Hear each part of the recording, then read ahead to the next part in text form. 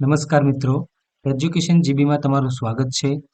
જો તમને મારો આજનો આ વિડીયો ગમે તો વિડીયોને લાઇક કરજો, શેર કરજો અને ચેનલને સબસ્ક્રાઇબ કરજો, જેથી આવનારા નવા વિડીયોનું નોટિફિકેશન તમને મળતું રહે. તો ચાલો જોઈએ ધોરણ 4 સ્વાધ્યાય પોથી ભાગ 3 એમાં ગુજરાતીના એકમ નંબર 7 નક્કમ ધક્કમ ધડાપડા બૂમ. પ્રશ્ન 1 છે કે ચિત્ર જોઈને પ્રશ્નોના જવાબ આપો. તો અહીં જે ચિત્ર આપેલું છે આ ચિત્ર આપણે જોવાનું છે અને એના આધારે નીચેના પ્રશ્નોના જવાબ આપવાના છે. તો અહીં પહેલો પ્રશ્ન છે કે આ ચિત્ર કઈ જગ્યાનું હશે?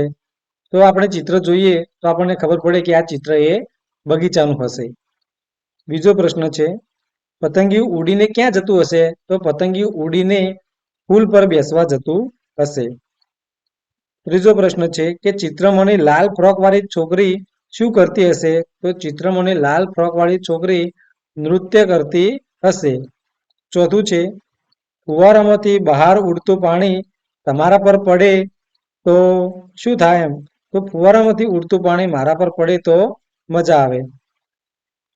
પ્રશ્ન 5 છે કે ચિત્રમાં કેટલા બાળકો છે? તેમના નામ શું હશે? તો ચિત્રમાં 5 બાળકો છે અને તેમના નામ સોનુ, રાજ, નવ્યા, નક્ષ અને વીર હશે. હવે પ્રશ્ન 2 છે કે કવિતાના આધારે નીચેના વાક્ય સુધારો.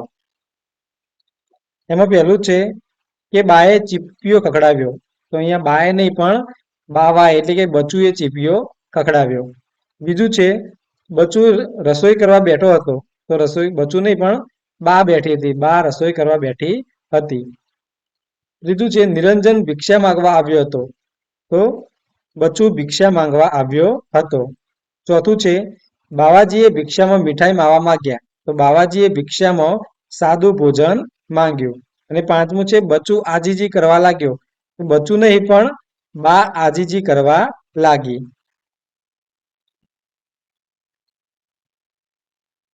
પ્રશ્ન 3 છે કે પાઠ્યપુસ્તકના પાના નંબર 122 ઉપર કવિતા બમ બમ ભોળાનું પઠન કરો અને તેમાં આવતા શબ્દો નીચેના શબ્દ ચોરસમાંથી શોધી તેની ફરતે ગોળ કરો અને કોઈ પણ 5 લખો. તો અહીંયા આપણે 5 શબ્દો અહીંયા લખવાના છે. તો આટો છે, આજીજી છે, ભિક્ષા છે, ભભૂત છે અને સરપાઓ છે. અહીંયા ભભૂત આવશે અને સરપાઓ.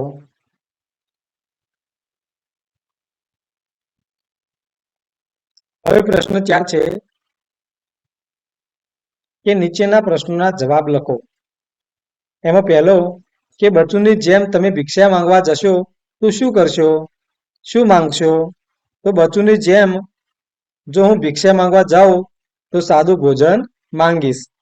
બીજું છે ભિક્ષામાં જે માગશો તે કોઈ નહીં આપે તો તમે શું કરશો? તો હું ભિક્ષામાં જે મળ્યું હશે તેનાથી સંતોષ માનીશ. ત્રીજું છે તમારે બચુની જેમ બાવાજી બનવું હોય તો શું શું કરશો? તો બચુની જેમ બાવાજી બનવું હોય તો બચુની જેમ ભગવા રંગના કપડાં પહેરવા પડે, ભભૂત લગાવવી પડે અને જટા બાંધવી પડે. એટલે કે આ આપણે કરીશું. ચોથો પ્રશ્ન છે ભિક્ષા માંગવા જશો ત્યારે તમે શું બોલશો? તો ભિક્ષા માંગવા જશું ત્યારે હું ભિક્ષા આપો મૈયા અથવા અલખ નિરંજન જેવા શબ્દો બોલીશ. પ્રશ્ન 5 છે કે તમે ઘરે એકલા છો અને કોઈ ભિક્ષા માંગવા આવે તો તમે તેને શું આપશો? તો હું ઘરે જે પણ રસોઈ હશે, જે પણ રસોઈ બની હશે તે આપીશ. છઠ્ઠો પ્રશ્ન છે તમે જાદુ કરશો તો ખિસ્સામાંથી શું નીકળશે? હું જાદુ કરીશ તો ખિસ્સામાંથી પૈસા કાઢીશ. સાતમું છે અંશુલ અને તૃપ્તિના વર્ગ શિક્ષકનું નામ શું હશે? તો અંશુલ અને તૃપ્તિના વર્ગ શિક્ષકનું નામ નિલેશભાઈ હશે. અને આઠમું છે તમે જાદુગર બનો તો જાદુ કરતી વખતે કયો મંત્ર બોલશો? તો જો હું જાદુગર બનું તો જાદુ કરતી વખતે નીચેનો મંત્ર બોલીશ, જેમ કે આબ્રાકા ડાબરા, ગીલી ગીલી છું જેવા મંત્રો બોલીશ. પ્રશ્ન 5 છે કે દરેક વાક્યમાં નીચે આપેલા બંને શબ્દ નજીક આવે તેવું વાક્ય બનાવવાનું છે. તો આ બંને શબ્દો પરથી આપણે એક વાક્ય બનાવવાનું છે. એમાં પહેલું છે ડાકણ લીંબુ, તો એનું વાક્ય બને કે તેને લીંબુ કાપીને કીધું ડાકણ કાપી. બીજું છે રબર ચાવી, તો જાદુગરે રબરમાંથી ચાવી બનાવી દીધી. ત્રીજું છે જામફળ બંગડી, તે આવ કહે ત્યારે જામફળ અને બંગડી બંને આગળ આવે. ચોથું છે દુપટ્ટો અને ચૂનાનો ભૂક્કો, તેને દુપટ્ટા ઉપર ચૂનાનો ભૂક્કો ભભરાવ્યો.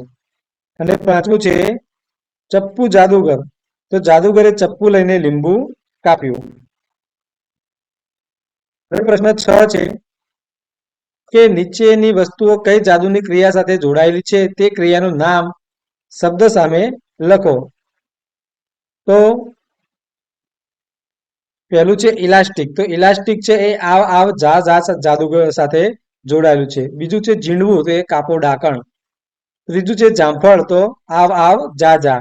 ચોથું છે ચપ્પુ, તો કાપો ડાકણ. બંગડી, તો આવ આવ જા જા. સફેદ દુપટ્ટો, તો આવ આવ જા જા. રબર, તો આવ આવ જા જા.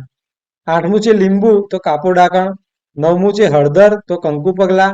અને 10મું છે ચૂનાનો ભૂક્કો, તો પણ કંકુ પગલા. હવે પ્રશ્ન 7 છે કે વાર્તાના આધારે વિધાન સાચા હોય તો વિદ્યા અને ખોટા હોય તો જાદુ લખો. તો અહીંયા વાક્યો આપેલા છે અને એ વાક્યોના આધારે આપણે જો વિધાન સાચા હોય તો વિદ્યા લખવાનું છે અને ખોટા હોય તો જાદુ લખવાનું છે. તો આપણે એ પ્રમાણે અહીંયા જાદુ અને વિદ્યા આપણે અહીંયા લખ્યું છે.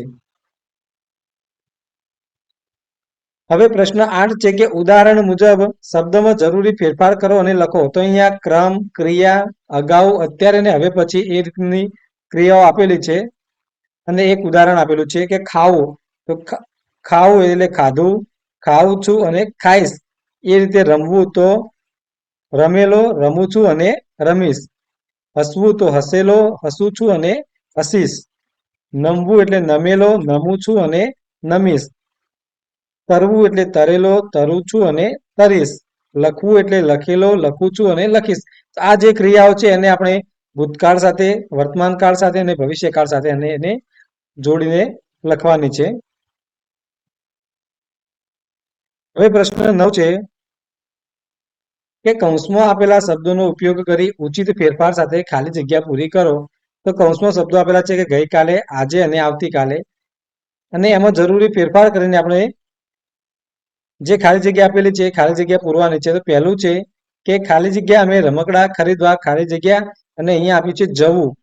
તો અહીંયા આવતીકાલે અમે રમકડા ખરીદવા જવું ને આપણે જઈશું કરીશું. પછી બીજું છે ગઈકાલે કાજલના કાકાના લગ્ન હતા, તો હોવુંનું આપણે અહીંયા હતા કરેલું છે. હવે ત્રીજું છે કે આજે બધા બાળકો બગીચામાં હશે, હોવુંનું હશે. ચોથું છે આવતીકાલે બધા વિદ્યાર્થીઓ પ્રવાસમાં જશે, જવુંનું જશે. અને પાંચમું છે આવતીકાલે જય અને જયા ઝડપવા હશે, હોવુંનું હશે. પ્રશ્ન 10, દરેક પ્રશ્નમાંથી શબ્દો અને શબ્દ જૂથ પસંદ કરી વાક્ય બનાવી લખો. તો અહીંયા આ જે 3 જૂથ આપેલા છે એમાંથી શબ્દો અને શબ્દ જૂથ પસંદ કરવાના છે અને આપણે વાક્ય બનાવીને અહીંયા નીચે લખવાના છે. તો આપણે અહીંયા વાક્યો બનેલા છે કે ગઈકાલે અમે ફિલ્મ જોવા ગયા હતા. ગઈકાલે અમે ફિલ્મ જોવા ગયા હતા. બીજું છે કે આજે મારે રસોઈ કરવાની છે, આજે મારે રસોઈ કરવાની છે. ત્રીજું છે ગઈકાલે કમલ અને દિશા રમતા હતા, તો ગઈકાલે કમલ અને દિશા રમતા હતા. ચોથું છે આવતીકાલે મારે રસોઈ કરવાની હશે, આવતીકાલે મારે રસોઈ કરવાની હશે. અને પાંચમું છે આજે અમે ફિલ્મ જોવા ગયા હતા, તો આજે અમે ફિલ્મ જોવા ગયા હતા. તો તમારા હાથમાં વિડીયો ગમ્યો હોય તો વિડીયોને લાઈક કરજો, શેર કરજો અને ચેનલને સબસ્ક્રાઇબ કરજો, જેથી આવનારા નવા વિડીયોનું નોટિફિકેશન તરત જ તમને મળતું રહે.